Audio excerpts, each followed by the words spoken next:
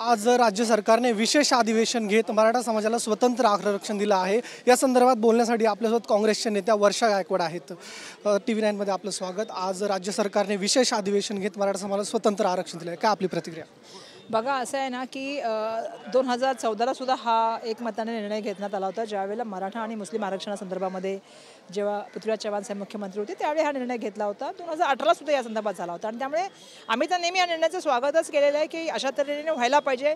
परंतु नंतर काय होतं, ते कायद्याच्या कचोट्यामध्ये कुठेतरी ते अडून जातं। म्हणून आमचं एक सर्वप्रथम सरकारला सांगणं होतं की यावेळेला जेव्हा तुम्ही आरक्षणाची गोष्ट बोलाल तेव्हा ते फुल प्रूफ असलं पाहिजे, ते कुठे अडता कामा नये आणि पूर्णपणे जे आहे ते त्या ठिकाणी 50% वर ज्या गोष्टी आहेत त्याची पूर्ण दक्षता घेऊन त्या ठिकाणी सर्वे करूनच आरक्षणाचं प्रपोज केलं पाहिजे। आणि त्यामुळे मला असं वाटतं की आमची एकच या ठिकाणी इच्छा राहील की हे आरक्षण पूर्ण प्रूफ असावं, कायद्याच्या कसोट्यामध्ये कुठेही ते अडकू नये, ही आमची त्या ठिकाणी पहिली मागणी होती। आणि दुसरी मागणी आमची अशी होती की जे ओबीसीचं आरक्षण आहे याला पण धक्का न लावता हे आरक्षण असावं।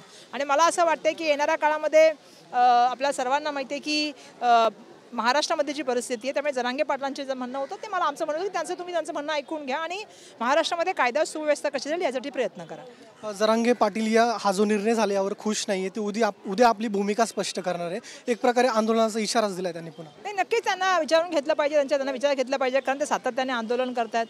मला वाटतं 56पेक्षा जास्त आंदोलन त्या ठिकाणी मराठा आंदोलकांच्या माध्यमातून झाले आणि सगळ्यांचा प्रयत्न हाच आहे, सगळ्यांचे म्हणणं सुद्धा एक आहे की यावेळेचं जे आहे आरक्षण ते कायद्यानुसार टिकलं पाहिजे आणि ते फुल प्रूफ असलं पाहिजे, हीच भूमिका सगळ्यांनी त्या ठिकाणी मांडलेली आहे। लोकसभा निवडणुका आता अवघ्या काही दिवसांवर आल्या आहेत, मात्र मवियाच्या 9 जागांवरून सीट शेअरिंगचा थोडासा तिढा कायम असल्याची माहिती मिळते। नक्की काय आता यापुढे कसा मार्ग काढणार? नाही, आमची लास्ट जी मीटिंग झाली होती त्यावेळी बहुजन विकास आघाडीच्या संदर्भामध्ये आमची एक बैठक झाली होती, चांगली चर्चा झाली होती। मधल्या काळामध्ये आपल्याला सुद्धा माहिती आहे की विविध कार्यक्रमामुळे त्या ठिकाणी चर्चा नाही होऊ शकल्या, परंतु येणाऱ्या काळामध्ये लवकरच आमची चर्चा होईल। आणि मला नाही वाटत की आमच्यामध्ये कुठला तिढा आहे, कारण शेवटी चर्चेच्या माध्यमातून सगळ्या गोष्टी ज्या आहेत त्या सुटत जातील आणि आमच्या सगळ्यांचं ध्येय एक आहे, कारण ह्यावेळीची लढाई जी आहे ती देशासमोरचं सगळ्यात मोठं आव्हान आहे।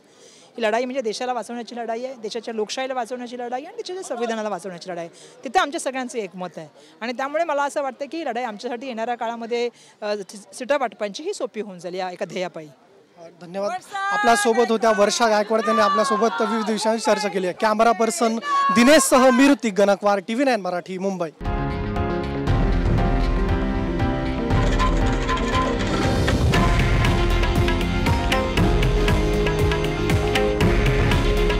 हे आहे देशातील नंबर 1 न्यूज नेटवर्क आणि आपण पाहत आहात TV9 मराठी। काळजी तुमची, हित महाराष्ट्राचं।